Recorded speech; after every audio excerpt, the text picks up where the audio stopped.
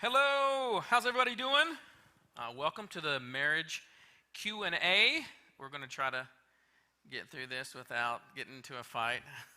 We'll hope for that. Hey, I want to say something really quickly because, we are highlighting the challenges in our marriage. There are good times. Somebody was so sweet to text us after yesterday, so that's three weeks into this series, and they said, I never knew how good my marriage was until I heard about yours. And so, we have a good marriage, and we're just trying to, talk about the stuff that everybody faces. And so we want to kind of let you guys we're letting you into our... we're letting them behind the curtains. Yeah, it's amazing. Yeah. So when we told this story Sunday, so hey, let me say this really quickly. If you haven't checked out the first 3 parts of this series, Till Death Do Us Part, make sure you go watch those. You can catch those on the app. You can go to the website. They're all there. So go watch them. A lot of stuff that we're talking about today, as a matter of fact, we've went over some of the foundational things there. So go check that out, and it'll help you in a lot of ways. There's no secret sauce. There's no magic button. And so you do have to do the work and all that. And so we lay the groundwork for that. Hey, but I think we should tell them that we can see their comments. Yes, we can. So be careful. And don't be asking any type of crazy questions. Like, I'll just tell you, and we don't know who asked these questions. And they're all good questions, except for a few. Somebody out there who I see and know and feel like we have a connection, like I'm your pastor, we're friends, we're family. Someone said in one of the questions, does Ashley dress Chad? Hey, well, somebody online just said that they like my shoes. So, Christy, I love you. Okay, but back to what I'm saying. Does my wife dress a grown man? And it's like a legit question. Or does Chad pick out his own clothes? It's half and half. Like he asked me the night before. So I get to put on my underwear, okay. Then she gets to do the jeans and the shirt. Is that what you're saying? No, I mean he picks out some of the stuff that he wears on the bad days. You can see it. Yeah, I mean, but anyway, that's not. Somebody said did Chad have style before Ashley? Yeah, all right. That's not even nice. I don't know who you are, but you know who you are. So, anyhow, no. Okay, so we're glad to be here. I'm pushing Ashley to the max. Yes, he is pushing me to the max. Why am I pushing you to the max? Because you gave me a microphone and then you expect me to behave. No. Okay, I'm not worried about that. Okay. I'm reminded of one of the first times we were in a church building together, and I was involved, and I. He made me sing on the praise and worship team, and I can't sing. I can't carry a tune. I mean, I can sing. Let me take that back. I can sing. It just does not sound good. We had their microphones, and you might remember this from the olden days, but they had the little colored tops on them, the little windscreen type thing. And so we're up there and just, little did I know that you're staring into the back of me. That's probably why you have a bald spot in the back of your head, is because I probably stared. This is a great position here because I can stay back and nobody can see the bald spot. So, yeah, anyway, I mean, I think, we've shared with you guys a ton about our marriage, and we have a ton more that is in there, and we're slowly mining down into, what we think will help you. We've been married for 23. Yeah, I know you don't, but you do there. I'm just saying. How long have we been together? You said 25. I said 25. December, when was our first date? December 15th. Yeah. That's when that wasn't when we met, though. No, I don't remember when we met. I don't think we need to talk about that right now. I remember all of that. Those are the years that are hard to remember, not because they're so long ago. I saw Brian and Tammy were on here, so they probably know the truth. Yes. Yes. You know, yeah. I mean, they do know the truth, yeah. So anyway, we're just kind of taking your questions today, and we got some great ones, and so we thought we'd just hang out a little bit and kind of let you guys into our crazy world. If you're married, you know that it can be a crazy world, but it's really, I mean, I wouldn't trade it for anything, even though it is challenging, you know. So, yeah. How long? One of the first questions we got was, what's the longest that we've ever been apart? Do you think a week? No, maybe 2 weeks. When I had to go to D.C. for work for 2 weeks, and it was terrible. I missed home. I missed Chad. I missed my kids. And Chad surprised me and came to D.C. and spent a week with me. So yeah, that was cool. That was fun. That's when I rented a bike, and she would go into the office, and I just went and rode around D.C. all day. I went to all the museums. I was like nerd heaven, you know. She was like, "What are you doing in a museum?" I'm like, "This is awesome." I went to everything. Yeah, nerding it up. Okay, so we're gonna start off on these questions here, and the thing is, there are about 20 questions, and so we may get through all of these. I don't know that we will. We're going to try. Some of these are some pretty heavy questions, and so to really do justice to an answer, it would take much longer than just, you know, this Facebook Live. And I also think, like, just having these questions, we don't know the backstory of these questions either. So we're going to answer them to the best of our ability.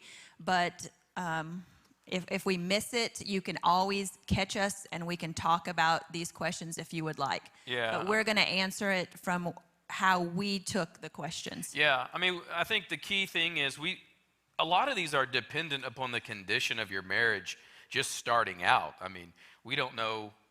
There's a lot of that we don't know. That's why I said if you go back and look at those first 3 parts of this series, it'll help you out. So make sure you do that. And I will say this, if we're going through here and I don't get to one of your questions, or Ashley doesn't get to one of your questions, or for some reason you would like some greater detail on what we're talking about, you know, these are anonymous, so there's a chance you might not want to talk to anybody about this. But I would be more than willing to spend more time on these.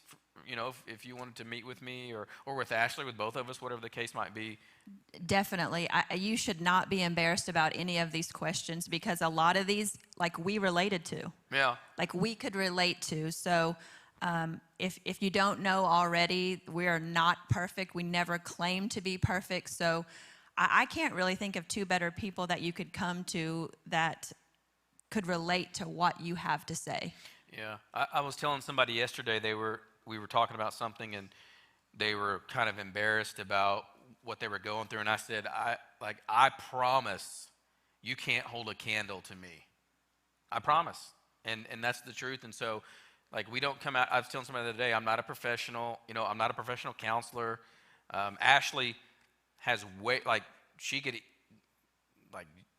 do that. I mean, that was probably part of what your degree had involved in it. Of course, not me. I mean, I have a degree in English, and so, but what we come to you with is, you know, 25 years of experience being together, and then 20 plus years in ministry, and taking the Word of God and applying it to our marriage, and getting through a bunch of crud, and, you know, being up here now. Yeah, and I think you better start. Okay, here we go. Okay.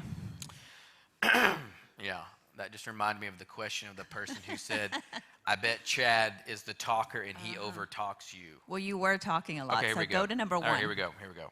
So first question, we hit on this last week. It says, I've always been taught that in the event the husband and wife disagree, the final decision should always be made by the man. Absolutely true in every case. No, that's not true. In other words, here's the question, back to it. If we disagree, he always gets his way. Is this truly what Scripture is saying when it says the woman should submit? And we addressed this already in some of the earlier parts of the series, and that's not the case. We've said that men and women were created not for one to be submissive in terms of their value, but it all has to do with their uniqueness in terms of what God has called them to do. And so in certain cases, the wife does need to yield to her husband, but then there are other cases where the husband needs to yield to his wife. And Ephesians 5:21 told us that. It says that in the fear of God, so meaning that to honor him, we submit to one another. And so we talked about that dance.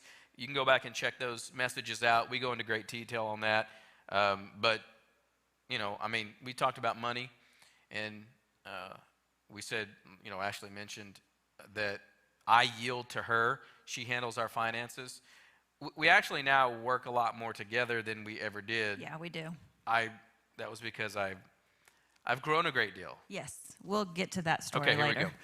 So, question number 1, that is not true. And go back and check out those to find that out. Number 2 says, my husband spends money. Speaking of who I used to be, money-wise, my husband spends money on foolish things. I try to be respectful and not say much, but we can't get ahead because every time we get a little extra money, he's buying a new toy. Is it disrespectful for me to speak up for our kids and let him know that life isn't all about toys? Well, first of all, I would ask, do you have a budget? And if you don't have a budget, then you're already starting at a loss. Like, you need a budget for your family, especially if you're telling me that you're trying to get ahead. So to me, I'm taking that maybe that you're living paycheck to paycheck, and you want to start saving, you want to start investing, you want to start doing stuff like that, but every time you get a little extra money to do something smart, the husband maybe wants to buy a toy. Is that how you're seeing the question, Chad? Is getting your hair done a toy? Oh, I'm just asking for a friend. I'm asking, I don't know. I'm just curious. I think there's a difference between, and you Wait, let me get say your something. hair done too. No, wait a second. I'm going to be honest with you, and I know the ladies are going to be this is a moment of transparency. I never knew how much it cost to go and get your hair. Your hair always looks beautiful, though, so I'm not at all upset about that, but I never knew. I hope some of the women on here are going to comment and just say things about that. I know. Okay, look, I didn't know how much it cost. It's okay, though. I want you to have your hair done. It's excellent. Well, but you get your hair done. My haircut costs like $10. That's not true. Well, I want a good haircut, so I like to pay extra. Yeah, but you don't have any hair, really. So I have hair. There are areas where it's thinner in areas. Okay. How do we even get on this? No, I'm just saying. So I'm saying that I just didn't know that haircuts or colorings were. You don't get your hair colored, I was really trying to answer the question seriously, and you just threw in my hair. Okay, I'm sorry. I hope Leah's watching. Leah, do you have something to say? Okay, so what are you trying to do as a couple? Like, what have you decided? Actually, saying a budget. And really a budget is just, what's your financial plan for your family? Like, what are you striving for financially? We just refinanced our house because Ashley, and I want to as well, but Ashley wants to pay it. She wanted to pay it off in 10 years.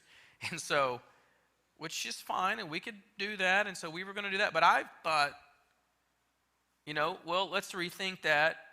Maybe we could stretch out the loan just a hair longer to 15 years and maybe keep more cash on hand. Our daughter is fixing to be in college, and she's be traveling, playing basketball, and so we'd like to be able to follow her around. And so, but I've always known, like, we want to be completely out of debt. We don't want to, and so paying off our house is a big deal to us. Well, I think the bigger picture is that we decided to go with a 15-year mortgage instead of a 10, and I compromised, and we were fine with it. Yeah, but that's because we knew, like, part of our budget or our financial plan, we know that there are certain things we've agreed upon. This is how we're going to live our life financially. Like, biblically speaking, we've been tithers for 23 years, the duration of our marriage. I mean, that's one of the first things we did. We committed to that and have never moved away from that. And so there's some things that have to take place really early on in your marriage or in your laying these things out to see like where are we going to be, like where are we going to meet on this thing. Yeah, I just think like it's develop a budget and have good communication, because a budget can be flexible. I mean, you can say, oh, this month we want to do something special. And if you agree upon it, then you can do it. I just think this question, like you need a budget and you need communication. And let me say this, I can't, the Bible says in Habakkuk 2:2, it says, write the vision and make it plain so that those who read it can run with it. Like what that means is you need to write down your goal for what you and your spouse, for your family, in terms of what you want to do financially. Otherwise, if you have no plan at all, then it's inevitable that your money is just going to go in random places. Not to mention, if you don't allow the Word of God to govern your thinking about money, you're going to be in the hole anyway. Because, I mean, honestly, the first step in this budgeting process is that you have to let the Word of God direct your generosity. Like we talked about being tithers. I mean, that's a key thing for us. Like if you can't allow that to govern some of your decisions, I mean, a budget will help you, but God even can help even more with taking some of those first steps too. I mean, those are just some things those are things we do and have done for, like I said, 23 plus years. Yeah. And so, anyway, so. Also, a lot of people have said on here that I should just keep getting my hair done because happy wife is a happy life. I know all of this. I love you, Peggy. I know all of this. I love your hair. See, I'm caught right here, because if I say I want you to get your hair done, then it's like I'm saying that if your hair's not done, then you need to go do something about it. And I'm not saying that. Okay, let's move on. So much trouble to be gotten into today. My spouse wants to move across country, and I don't want to. How do we determine who is actually hearing from God and who is being selfish? Well, first of all, you don't determine. You don't determine. That's probably where, I understand what you're saying, though. I understand the question, I understand what you're saying, but I want you to be careful for everyone and, not look over at your spouse and say, I know you're wrong. There's no way you heard from God or whatever. We talked about this quite a bit over those 3 parts of the series. And yeah, well, we kind of have a story about moving.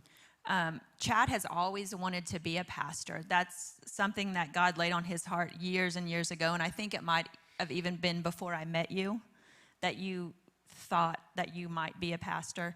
And a church opened up, and when we were in Muskogee, a church opened up, and our hometown, well, my hometown. Your hometown. You had moved down there we had moved there. Yes. Go ahead and tell the story. Just saying. No, I'm sorry. Here I go again. No, go ahead. I'm going to get all types of. Go ahead. I know. I'm just waiting. What's going to pop up here in the comments about how we're talking. So he knew that he always wanted to be a pastor, and a job opened up there, and it looked like it was perfect for him, just to step right into this position. And then I was offered a job in Ada, Oklahoma. And so I went to Chad and I talked to him about it, and I was like, this is an opportunity for me. But I know there's an opportunity for you. So where are we going to go with this? And we talked about it, and he was like, we're moving to Ada, Oklahoma. And we did. And for, 10 years you were here, you knew that you still wanted to be a pastor. But you moved to Ada for me, but God opened up a position for you here. Yeah. Yeah, I mean, looking back at that, it seemed like a custom fit for me to step in and lead this particular church, and it just seemed like it. We moving down here, we didn't know one single person. I took the job here before we'd even seen Ada. We'd never been here. Yeah. So. We'd never been in the town, and so. But the cool thing is thinking back over that, it's like I could have thrown a big fit and what about me? And I mean, really, like, people are doing that, maybe even in this particular situation. And I honestly, I never even thought about it, because I knew that it doesn't matter what happens. God's going to take care of us. He's going to get me where he needs to get me regardless. And just think, if I would have thrown a big fit about how, why can't I get my way, I wouldn't be sitting right here today. And I've said this many times before, there's a good chance I wouldn't be in ministry. And so I would just encourage you on this move here I know this sounds so cliche, but really this is one of those times where you're going to have to trust that God has your best interest at heart.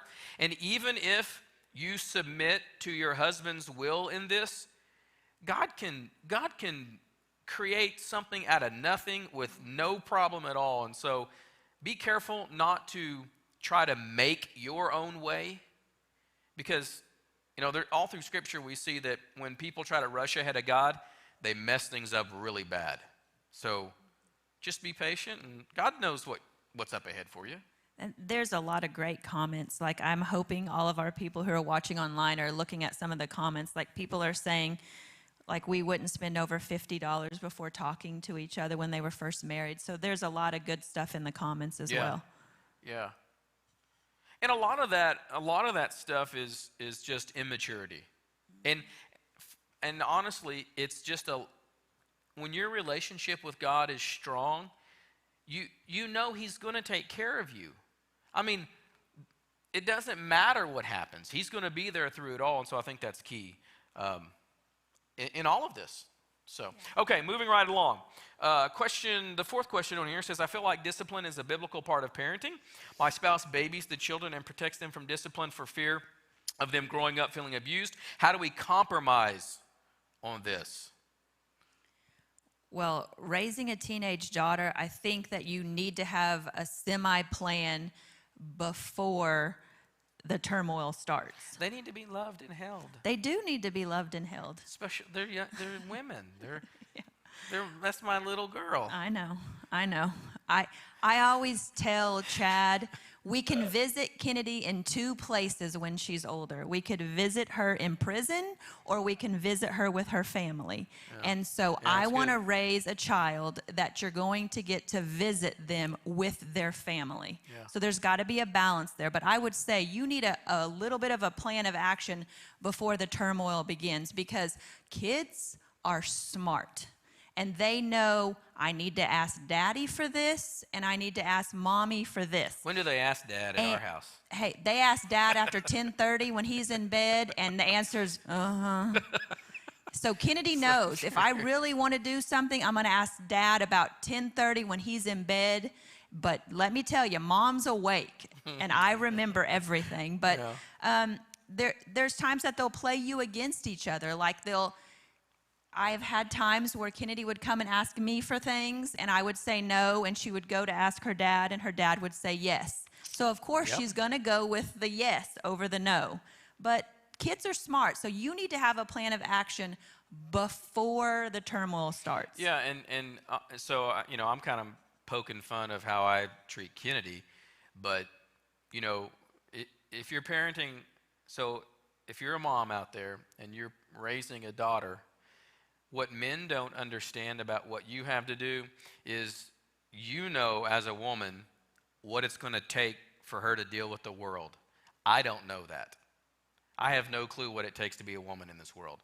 Ashley knows what it's going to take. And so when I look and think, man, that's harsh, and I want to run to Kennedy's rescue, really, that would be hurting her. I'm here to love on her, and I still have to discipline her too, but Ashley knows really well what it's going to take to be a woman.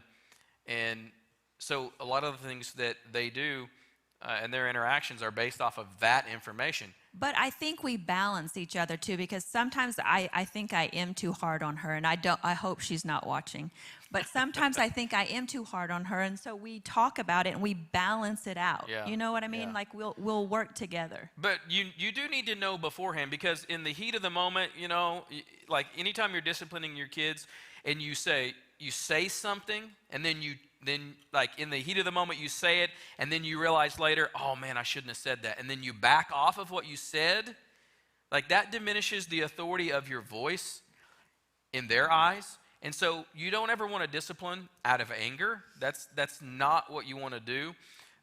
That's where discipline can turn bad. And so you want to know, like, already, if this happens, here's how we're going to handle it. And like Ashley said, and then you handle it, and then you move on. You treat your children like God treats you. And so...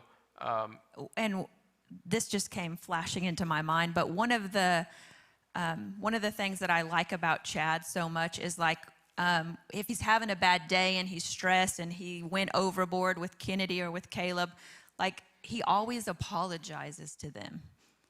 Like, you always take the high road and humble yourself, and you would apologize to them.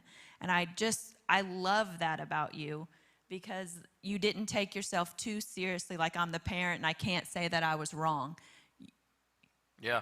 See, I think that builds credibility too, you know? I mean, I really think it does. It just, because I want them to know that they can trust me even when I'm wrong, that I'm going to be transparent. I'm going to say, in fact, I just did it the other day. When we were working on Sunday's message, Kennedy came in and we were arguing about it a little bit, and I was like, what do you want? You know, I kind of snapped at her, you know, in that super spiritual moment. And she went upstairs, and so I went up later, and I said, hey, I'm sorry. I shouldn't have snapped at you. That was wrong. I just want to come apologize.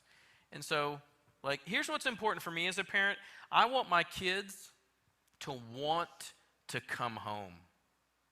I want my kids to want to come to me for advice. I want to be the number one advice giver in their life for as long as they live, outside of their relationship with God. And so I'm always thinking about 3 years down the road in the moment when I'm talking to them. I'm thinking, how are they going to look back on this moment? You know, trust me, like, especially with my son as a dad, I felt like, you know, I was hard on him because I knew what it would take as a man to live in this world. There are just certain things that you have to know. And so I look back on those times, and there are times where I'm like, man, you know, when he looks back on this moment, how's he going to feel about me?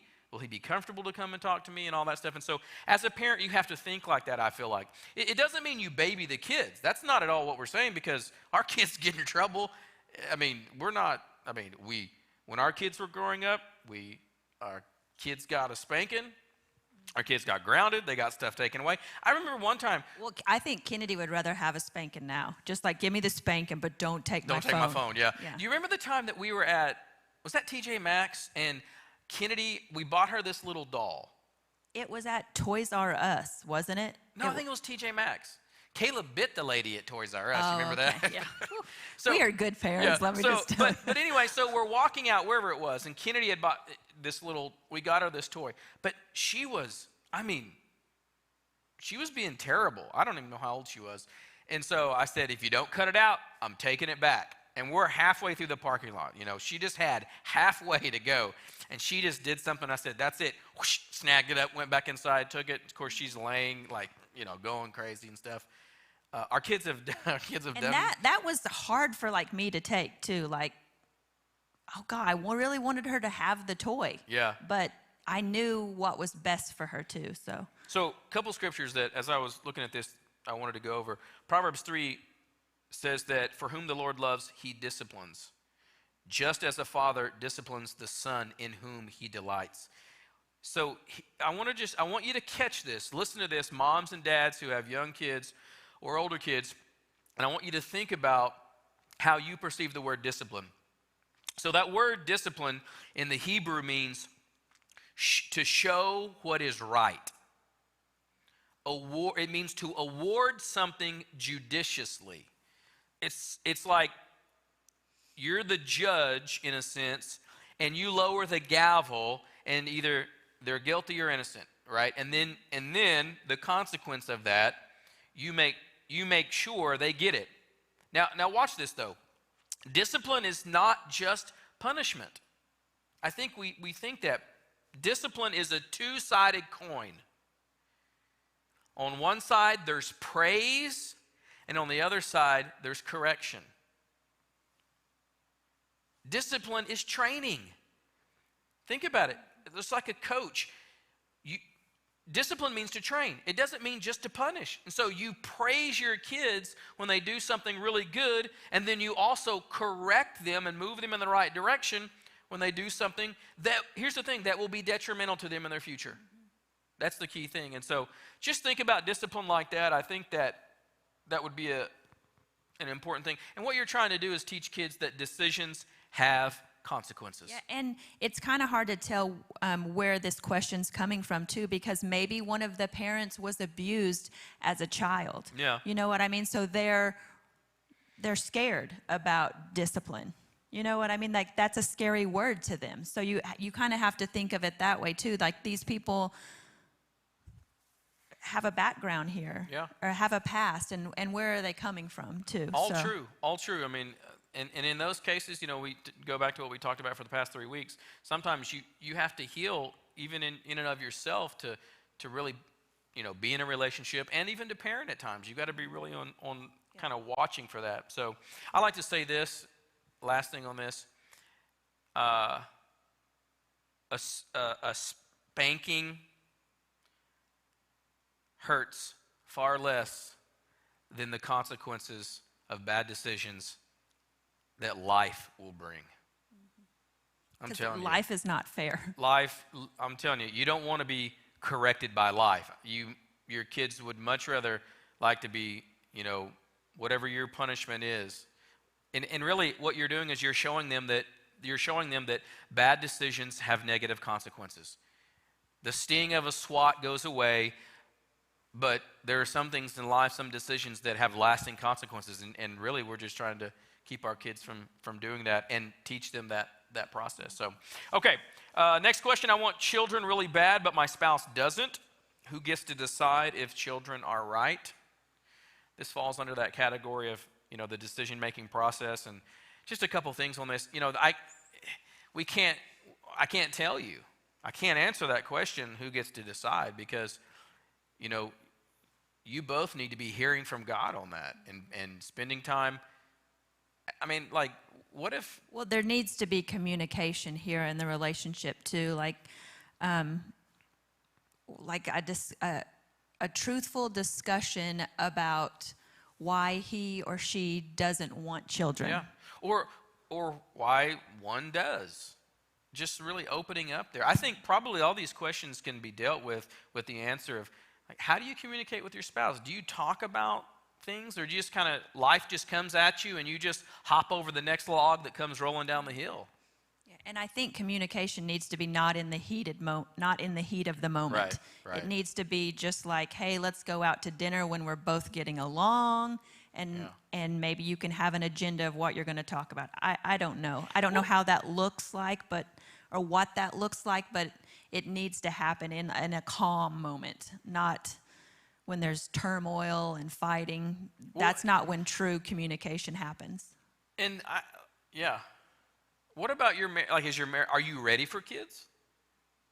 I mean, because here's the thing, the weight of wrong decisions is carried or borne by the kids.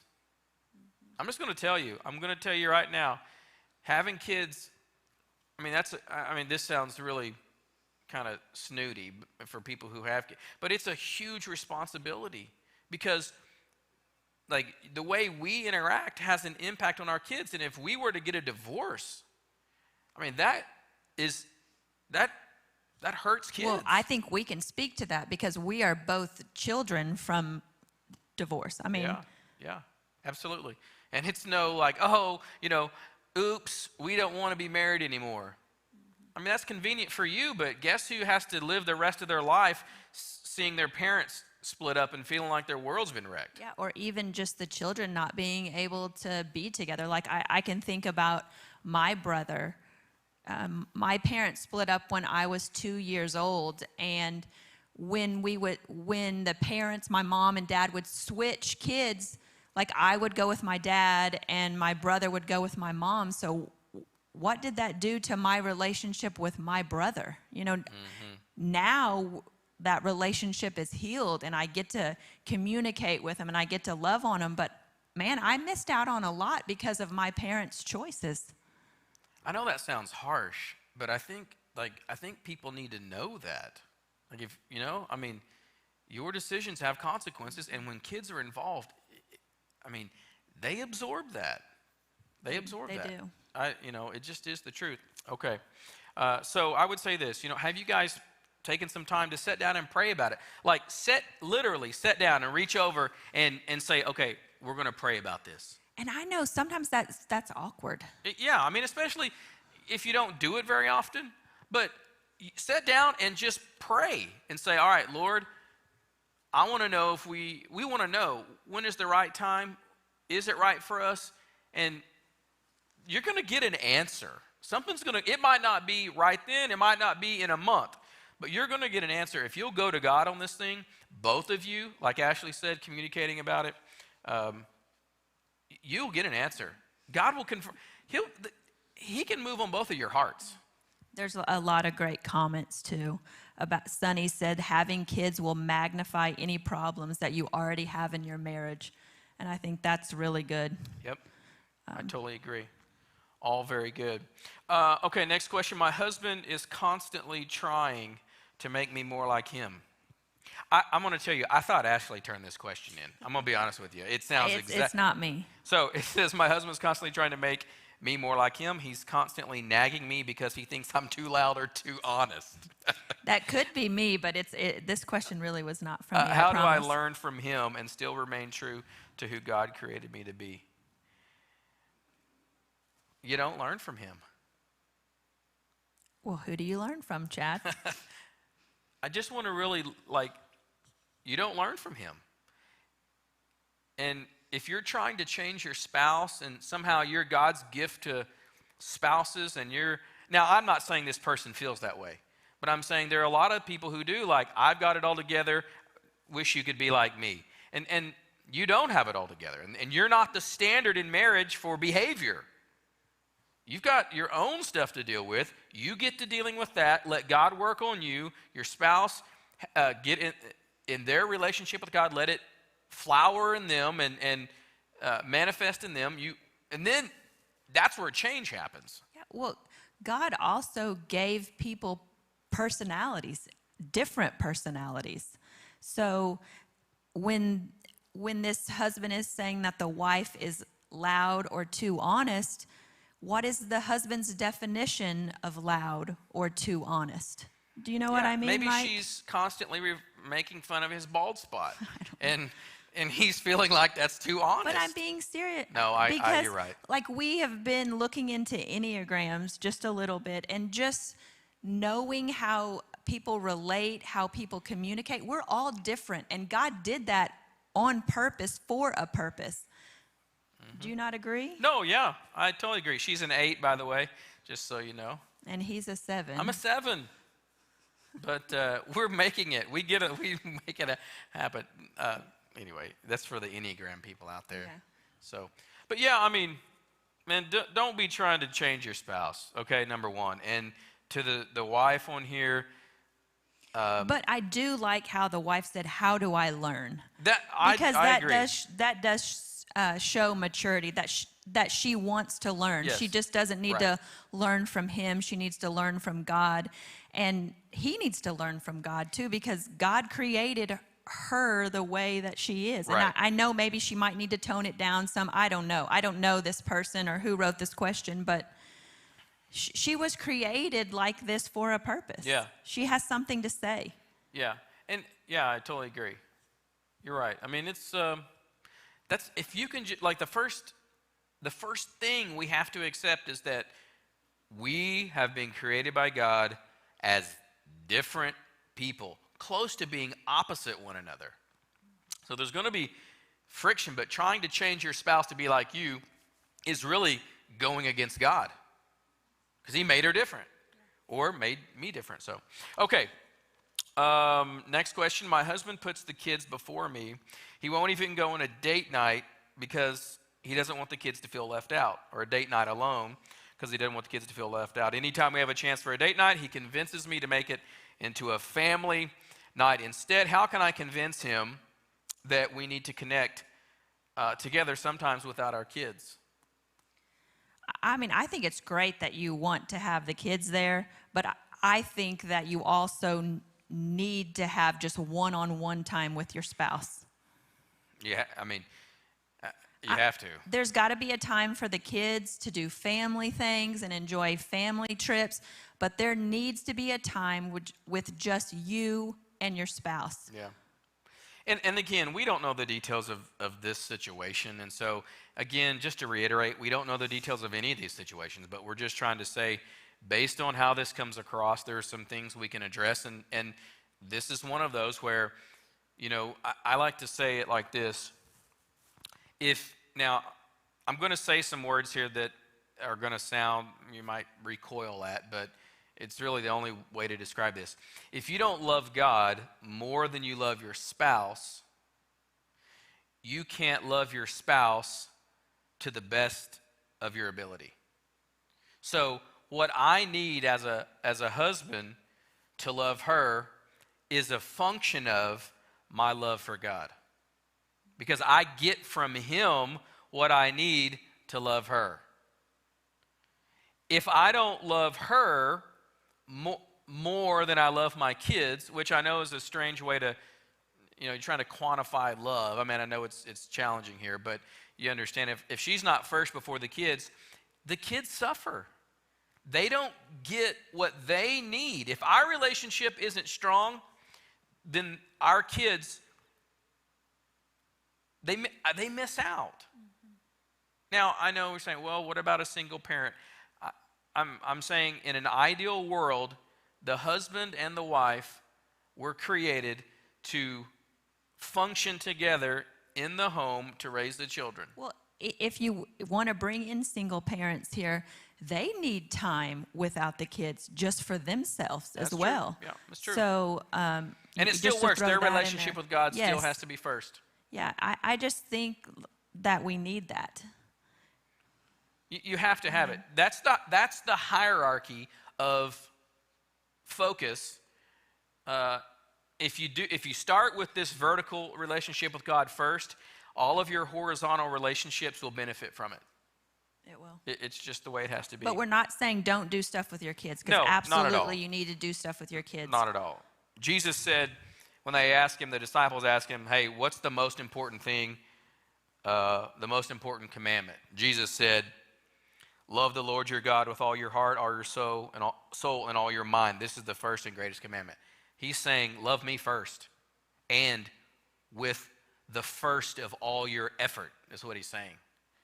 And then in Matthew 6:33, he kind of says the same thing, but he says, if you'll seek the kingdom of God above everything else and live righteously, everything else will be added to you. So it's a matter of focus in doing that. So the strength you need to love your spouse comes from God. I mean, that's what we're saying here. And I'll also tell you, like, I can tell when I haven't been spending enough time in the Word, because stuff gets on my nerves easier and stuff like that. So if I don't seek out the relationship with God first, I can tell it. I can tell it in all my relationships. Yeah. I'm just not a very healthy person. Well, and I think that's important, just to kind of like to be able to identify yourself, just from like kind of the rhythms of your own world, and be honest with yourself. Like, I know there are certain times of the day when I'm tired. I mean, I know that I'm cranky and I don't need to be around people. I need to go sleep a little bit, and I need to adjust some things before I can. Otherwise, I make a big mess of stuff. And so, you know, your relationship with God is the same way. And if you don't have a relationship with God, and it's never been an issue with you, and it's always just been, you know, man, I'm telling you, the key to success in marriage starts there. It really does. Okay. Oh, yeah, this question. How does it feel when your husband takes over the conversation? I just said amen, sister. I just want to know who wrote this. I'm telling you, because they turned in the question. It says, how do you feel? Not that they want help. They're just wondering how it feels for you. Anyway. Well, so I will just be honest. Like, Chad is a talker, and he does over-talk me a lot, but I can also do the same. I know you only see me up here, or a lot of people only see me up here these last 3 or 4 times, but I am a talker as well. You get me around some girls and we're going to TJ Maxx and we're looking at some tops or something like that, or some home decor. When you're nervous too, I've noticed, like you kind of babble. I don't like silence. I can't, like, if there's like a moment, like I'm talking to somebody and they're not saying something, I feel like I have to fill that void. I'm just being honest there. I know that's probably not right. You guys can diagnose that later. But. So how does it feel, they say, when your husband takes over the conversation and won't listen to you? Almost like he doesn't hear your side of the conversation. And then there's this, my favorite part. Chad, thank you for naming me, appears to be a talker, and I'm sure he can overpower a conversation and leave you feeling unheard. Mm-hmm. I don't know. I don't ever feel like I just let you take over the conversation. I know that you are a talker and you'll overpower me. Like, I think if you hadn't been a pastor, you should have been an attorney, because you would have been a good one.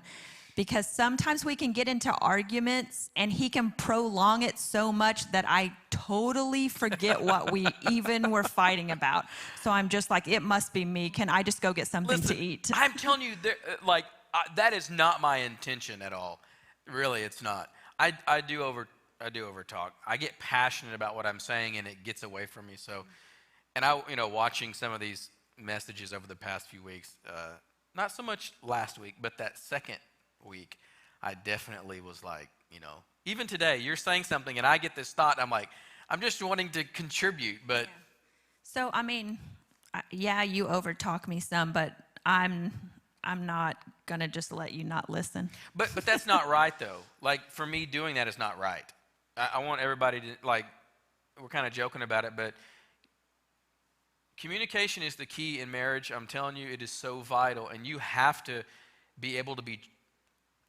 You have to be a trustworthy communicator. She needs to be able to talk to me, and I need to be able to listen. The Bible says in Proverbs to be slow to speak and quick to listen, and I struggle with that. And so, if anybody's out there, whether it's the man or the woman, whoever it is, you have to listen. People they just want to be heard. Well, but you forgot, like, I inherited this thing from my mother, and I'm trying not to do it as much, but like, we finish people's sentences. Yeah, they do. I know. Your mom's really good at it. Oh, yeah, she's like a mind reader. I'm like, how did you know what I was going to say? How did you know I was going to say that? So, like, a whole sentence you finished for me. You just did it right there. I did? Yes. Oh, God. Oh, I thought you were maybe joking. No, I wasn't. Okay, that was really good. Okay. You're great. How did you know I was going to say that? But those are, like, here's the thing. You're going to fight. You're going to fight. Or let me rephrase that. You're going to disagree. I would go ahead and say you're going to fight. Okay, you're going to fight. All right. Just hope it's not with these. I just hope it's. Yeah, but how you fight, how you disagree, that's the key thing. Yeah. And it's like you have to realize, okay, it's happening. I got to prepare for this. You got to be in the moment and be ready. And be intentional. Mm-hmm. It goes strangely enough, it goes back to the budget, right? If you're just randomly spending money without a plan, if you're disciplining your children without a plan, if you're doing anything where you haven't discussed it, it's going to get out of hand. Yeah. It's going to get out of hand. Okay. There's also a lot of good comments on here. I'm read through hoping some of that. I'll skip the over ones the ones about that you. are roasting me, if you would. Mark Poe says, slow to speak and quick to listen is very powerful. Yeah. And Connie says communication is the key, especially during these times. And my mom said, I heard that. She probably tried to finish my sentence on here. I'm sorry. Nobody gets that besides you and I and her. And Connie says choosing our battles. So. Yeah. Okay, next question. Man, when I read this, can I be honest? Can I be honest with everybody? When I read this, I was a little bit like, bro, like, come on, man. When I read this, it says, is her debt my debt? Am I supposed to take on her debt even though it was before I met her? Now, man to man. But I wonder if these people are married. You think they are? I'm going to assume they're married. Okay. Or they're getting married. Because, I mean, if you're married, you already got it, bro. Well, I mean, I'm you just know what I saying, mean? like, come on, man. Like, she's taking all of your past, right? All of your dumb decisions and your attitudes and all your stuff. I know maybe you don't think you have that. But when we get married, it's everything. You can't, it would be nice if I could just like say, okay, Ashley, can you please leave behind that part of your life and that part of your life? It just, I'm being a little facetious here, but no, when you marry them, you marry all of them. And I don't know if maybe like her debt was huge and like maybe that's what scares him. I don't have a clue, but you love her or you don't love her. You know what I mean? It's all or nothing. It's all or nothing. I mean, I feel like it's really dangerous to go into a relationship where you're saying, like, there's a part of you that I don't want. Jordan just said it's like the in-laws. You marry the person and it's a package deal. That's exactly right. Yeah. I mean, Yeah. and I'm not, when I did read this, I was a little bit like, you know, just kind of like, oh, I don't like the way that feels, because, you know, you should want to me, it's like with Ashley, for example. I mean, when I married her, I don't care what she brought. It didn't matter to me one single bit. I don't care if she had a tail that I didn't know about. I was going to Really? I was gonna marry this girl. Like, it didn't matter. You know, I mean, I don't know where that came from. Well, I've got some stuff to tell you. No, I'm just kidding. But seriously, I'm doing whatever I've got to do to get her. It doesn't matter. You got debt? Come on, we'll figure it out. We're going to do this together. I mean, that's how I felt about it. And I feel like, you know, Jesus, you know, I'm just throw this out there. Jesus took you with all your debt.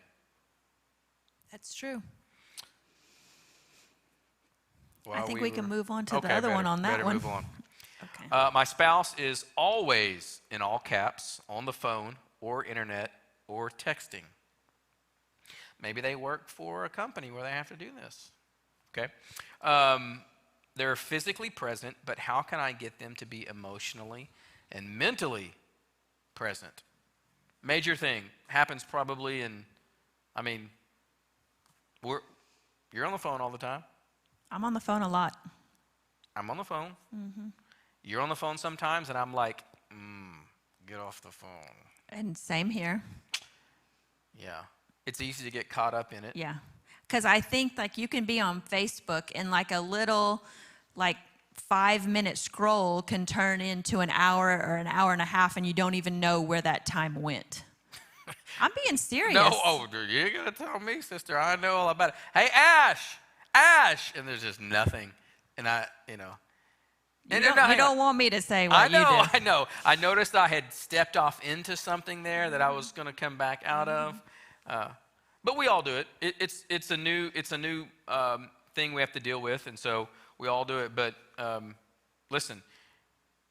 She obviously has to, okay, that's interesting because I'm picturing it being the wife doing it. Ashley, when we were talking about this question, she was like, oh, I was picturing it being the husband. So whomever it is, a spouse, if they're doing that, again, communication, sit down and say, here's why this makes me upset. Yeah, and that doesn't mean like when they're doing it, just go Definitely knock not. the phone out of their No, hand across Lord. the room and be like, we need to talk about this. It's going to be a time where they're not on their phone. It's like, going to be, yeah, it's like, and then you just have to be open about it. Man, because, yeah, you got to pick the right time for this stuff. Now, you don't discipline out of anger, and you definitely don't roll up on your spouse trying to talk about something they're doing you don't like when you're angry. That's like, you might as well just go kick a hornet's nest. Or, I mean, maybe they, like you said about budget and everything else, maybe they are like, hey, we have so many minutes on our phone, and then we're going to do something together. Yeah, I agree. I mean, because, like with your job, you have to be on the phone. You're on the phone a lot. And I have to understand that that's just part of your job. Yeah, but it's got to be measured and it has to be put aside, balanced, all that. I would say, too, you might even watch for maybe there's a deficit in attention there. You know what I'm saying? Like maybe one of whomever this is, this whatever spouse here, is they're like, I want some attention. You're not, well, you're off doing something, so what am I going to do? Yeah. I mean, that's something that's a real possibility there. We can go back to that other question, and maybe you need a date night with your spouse. Yeah. I mean, I don't know, maybe they're getting something from that. But a lot of this is just a habit. It's an addiction, and you just want to sit down and scroll. I mean, it just happens to everybody. So, yeah. Are you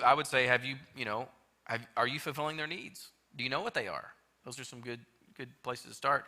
But communication right there. Sit and talk it out. Okay, there's a question about trust here. If you've had issues with trust, what are some things that you can do to help rebuild that trust? And I think they can go back and listen to what I said last week about trust. Yeah.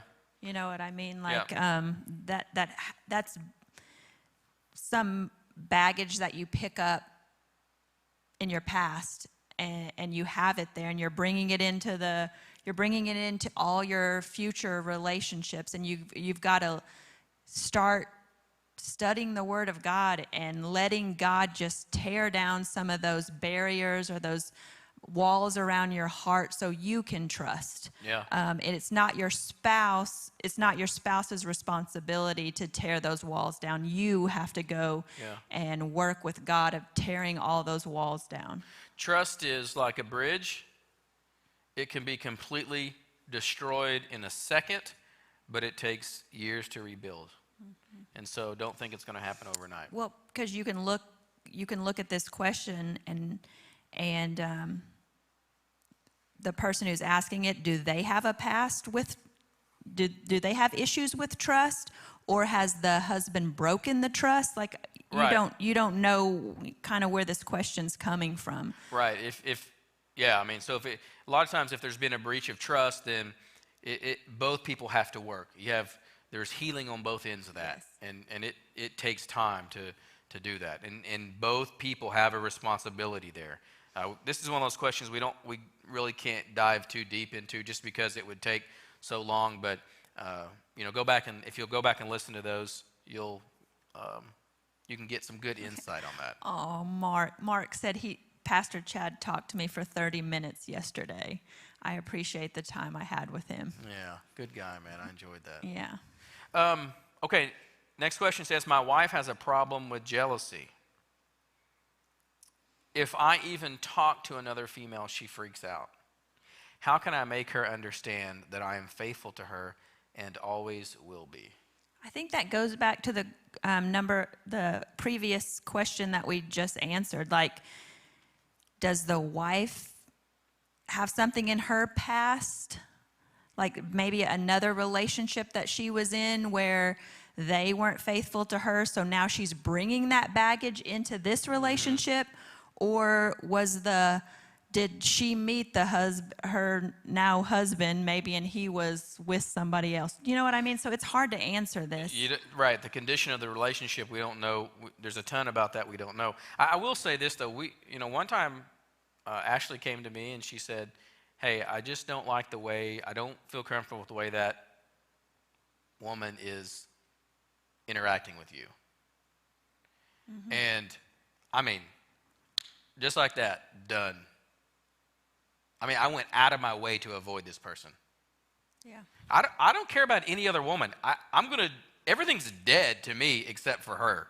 And so, like when I saw this question, to me, for the man, if you're not going to explain to her, your ability to make her understand is going to come from you demonstrating to her that she's the only one. That means, I'm going to tell you, like if I'm walking, just as for guys here, if I'm walking out and we're together and we're going by and there's some scantily clad girl over here, I go out of my way to make sure Ashley knows I'm looking at her. I'm not tracking some girl or trying to like crane my neck around to see somebody else, I want her to feel like she's the only person in the room at all times. I don't always, win at that. I'm not like gawking at other girls at all. I'm making a point that no matter what, I'm focusing in on her. But I'm saying like just do that. Just demonstrate to her in every case that she is the most important person in the room. Who cares if someone gets offended at you because you didn't talk to them? Who cares? Like, she's the one who matters. So demonstration of that for me is what you've got to do. You can explain all day long. And again, we don't know. I'm just saying this is something for me, if that were the case. I think this is two-sided too. Like, I knew that I just couldn't keep that inside and get mad at him every time that this girl was here. I couldn't get mad at him but not tell him why. So I had to open up and be vulnerable and say that made me uncomfortable. And then I put the ball in your court. Yeah. I drove the lane and dunked it. You're such a nerd. Oh, God. Yeah, because I can't dunk. If you ever noticed that. No, but we could go really a long way on this right here. But for men, this is important that she needs to know that she's number one in your life, and so he can make her understand by his actions. By his actions, yeah. Okay, these next 1, 2, 3, 4. These next 5 questions, they're on some pretty deep and sensitive subjects. But after Ashley and I were going through these, we realized that really they're all the same question. I'm going to read through all of them, and then we'll go back and address them as a group. And so the first question is, my husband rarely wants sex. If I don't ask, we can go 2 to 3 months without so much as a kiss. And even then, we do it only because I practically beg for it. So I can't figure out if he's just not attracted to me, he's getting it somewhere else, or he has a low sex drive. Anytime I talk to him about it, he gets very mad. How do I solve this without getting him mad? First question. Next question is, how do I handle it if I feel like my spouse is cheating on me? Next question. What if I think my spouse is gay? Next question. What if my spouse doesn't sleep in the same room with me or even talk to me every day? And the final question of this group is, I feel like my husband is bored with me. He told me he's gotten used to me. How do I deal with this? Every single one of those, we could spend an hour diving into and trying to figure out. The issue with this is there's a whole lot of unknowns about all of this. So what we felt like these were questions that at the root were seeking to find out the truth about something that probably was maybe embarrassing. Maybe there was guilt or shame. And so going at this in terms of, hey, I want to find out about, I have a question I need to ask you, because that's what all these are about. Why, this first question wants to find out why my husband isn't attracted to me or doesn't want to have sex with me anymore. The other one is, are you cheating on me? Are you gay? Why do you sleep? I mean, these are like deep questions that would take delicate communication. But, I said you need to be a trustworthy communicator. And so this would demand a high level of, I think you said safety, like a safe environment to, like if you just roll up to your husband, I can just tell you like, why won't you have sex with me? I mean, like if it's maybe there's something going on. Yeah, like I would like to know how old he is. I mean, is it biological or biology? Or is that what I'm trying to say? How do I say that? Physiology. Maybe it's something hormonal. Okay. Maybe he's getting older and maybe, maybe. Thank you for helping me with that. Yeah. We're not doctors, by the way, just to put that out there. But that's all true. I mean, no man wants to be like, yeah, let me tell you what's going on, how I can't perform. I mean, nobody, that is going to be a touchy subject. And if you come up and ask your husband, hey, by the way, are you gay? I mean, that's something that is going to demand like some sensitivity to one another. And if your relationship is out of balance, it is going to blow up. You're not going to get to have that deep level of communication because there is no trust. And, you know, I always say this to Ashley, that if I'm giving you something of mine, like an emotional thing of mine, I don't give out emotions to people. You know, I just don't. I'm not telling you about something that I'm weak at. I'm just not doing it. But if I do, like, I want to be able to know that you're going to, like, hold it. And you're not just going to crush it and be like, sucks to be you. I need to know I can trust you with that. And I think in all of these cases, that's what has to be on the table, is open and honest communication that is in a safe environment, you know? But communication on all these is where you have to start. But I would kind of like to address this one that says, I feel like my husband is bored with me. He told me he's gotten, quote, used to me. Hold on. Bro, this is another one. Whatever you do, you never tell your wife. You can't say that. Yeah. I don't care if maybe that's how you can't say that to your wife. I'm going to be honest with you. Yeah, because I think as women, like, we want to be the apple of your eye. Like, we want to be pursued by you. And to be told that your husband has gotten used to you, just kind of that would rip my heart out. You know what absolutely. I mean? Yeah. So I really feel for this person. Like, they think that their husband's bored with them.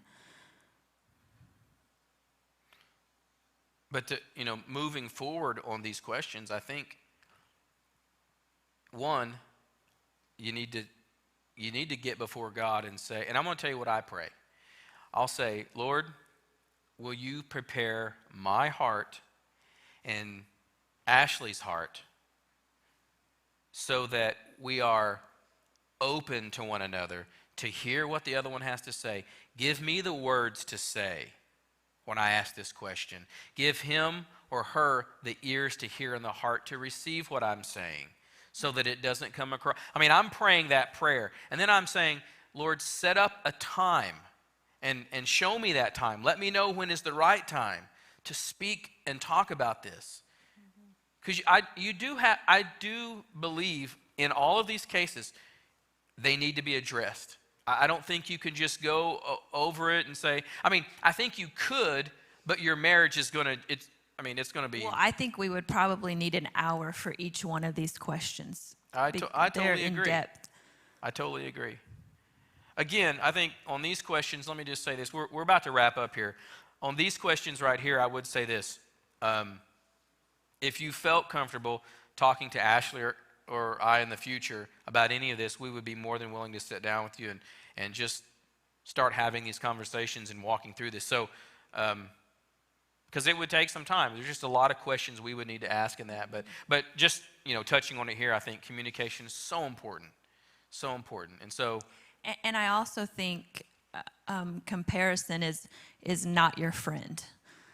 You know what I mean? Yeah. Like you scrolling through Facebook or you scrolling through Instagram and you see all these vacations that people are taking and their Photoshop pictures of them and their family doing stuff, or them and their husband, and look at all these roses that my husband bought me. And you just start to compare your life to someone's Instagram reel, and it's not real. It's not real. It's not real. So I kind of like say Facebook and Instagram is like Disney World. You know what I mean? Like they just look like they live in Disney World and everything is perfect and they're having so much fun. Do not compare yourself to someone's Instagram account or their Facebook account, because it will leave you feeling, you'll feel, I don't know, disheartened. Yeah, is that a word? Yeah, disheartened. Yeah, I mean, it's a lie. It's fake. I mean, we were the other day we were on Snapchat looking at these filters. And oh my gosh, those filters make me look like I'm 20 years old and my skin is so smooth and I have no blemishes. And I'm scrolling through them and I'm like, oh my gosh, this is why all those girls look so pretty, you know, on Facebook and stuff. And I was like, oh my gosh, if we are comparing ourselves to that, we're never going to measure up. Yeah. We're never going to measure up. Both spouses have a responsibility to be pursuable. Both. I can't just get married and turn into just a blimp and like, I don't care anymore, and, you know, my attitude's gonna just whatever, you know, how I treat you, whatever. Like, we both have to take care of ourselves in every way which contributes to the relationship. And so I have to be pursuable to her. She has to, you know, I have to work on that. I can't, you know, I have to think about those things. And so does she. I mean, it's just part of it. It's what you have to do. And so work doesn't end once you say, I do. That's where it all starts. Last two questions. Okay, here we go. These were probably... Did you already say that we would like to talk about these Yes, if they feel comfortable? Yeah, absolutely. So if for some reason, you know, again, these are anonymous, so we don't know who sent them in, but... Or even if they're too embarrassed to talk to us, set up a fake email account and send us some random emails from there, and we will answer them. But I would like to talk with people about these last 3 or 4 in depth. We really were torn because we knew that we couldn't get, you know, there's a lot to say here, but we were thinking, how can we do that? We really were supposed to be going about an hour, obviously, if you got me involved or going over. We all know that. I know. Last 2 questions. Here we go. So contact us. It's perfectly fine. Is there one person God has planned for me to marry, and I need to find that person? Did he predestine ahead of time who every person would marry? Well, you can marry the wrong person. So God's not like controlling who you marry. So we're not puppets. So we're not puppets, and you're going to make certain decisions. And you know, this thing that bugs me a lot is like, people get married and they're like, well, I just don't think this was the person God wanted me to marry. Well, guess what? You did it. You should have thought about that beforehand. You committed to God that you would love this woman or this man until death do you part. I mean, that's a little harsh, isn't it? I'm going to tell you, man, God's not about divorce because it hurts people. So if you're going to get married, you need to be praying about it and praying for your spouse right now. I mean, I'm praying for my kid's future spouse. You better believe it. I mean, almost every day I'm praying for them. I already got mine, and I didn't pray for mine. I will be honest. But your Nana did. My grandparents did. Yes, and I don't know if she's watching or not, but she told me that she was praying for me when you were young. Listen, I gotta say this really quick. When I first saw Ashley, it was on video on a VHS tape. I saw her, God is my witness. I said, that is the girl I'm going to marry. First time I ever saw it, never met her. It's truth. Okay, here we go. So, you know, you pray for your spouse and don't get caught up in, I got to find the perfect person. God has the right person for you. They will come along. You do what you need to do. He'll bring that divine appointment and you'll be okay. Okay, last question. I'm not married. This is so funny. I'm not married, and it seems like whenever I hear married people talk about their relationship, they seem to only talk about how much work it is and the negatives of it. Why would I even want to get married? This person does not need to get married right now. It's like saying, I see everybody who has to have a job have to get up in the morning and go clock in, and why would I even want a job? You know what I saw the other day? I saw this picture of a gentleman from Roth High School, and he had 4 state rings on his hand. So I look at that and I'm like, everybody wants that. Everybody wants those rings in high school. You know what I mean? Everybody wants a state ring in high school. But there's only a couple teams that are going to get it because it takes Oh, I even spelt it wrong. That's okay. W-O-R-K. It's all right. Yeah, there's nothing that's worth having that doesn't take work. So be careful. You know, everything that's worth something takes work. And so same with marriage. So, okay, we made it through. We're a little longer than we wanted to. That's what you get when you're with Chad, you know. So I'm glad you guys hung out with us today. I had a good time doing this. I've really enjoyed this. This has been a blast for us. It's been a little stressful for Ashley, I think, just because I'm not making you be in like upstage. Well, I will tell you, this Sunday I'm bringing a little mini fan up on the stage with me because I had a hot flash last Sunday and I started sweating. And he was telling a story about a llama on stage. And I was just like, will you hurry up with the llama story? I'm sweating profusely up here. So I'm going to bring a fan this Sunday. Yeah. So just be prepared.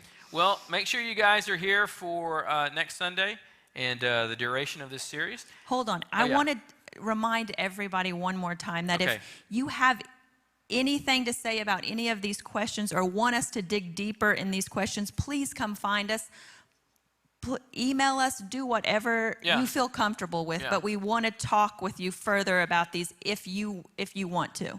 Okay, sounds good. Yeah, absolutely. My email address is on the website. You can get that there, and we'd love to talk to you. So, all right, guys, thanks for hanging out with us. Hope you had a good night. Communication is the key on this deal, so maybe you can make some headway there with your spouse. And it was good to see everybody. I love all of the comments from Connie and Trisha and Mary, Terry and Marissa, Peggy Hill, all kinds of people. I just think a few man, I'm going to get lit up about the hair comment, I know, but. Oh yeah, you should. Okay, I hope on Sunday everybody brings something, some kind of hair care product, and just put it up here on the stage, please. All right, guys, you guys have a great night, and we will see you back here Sunday.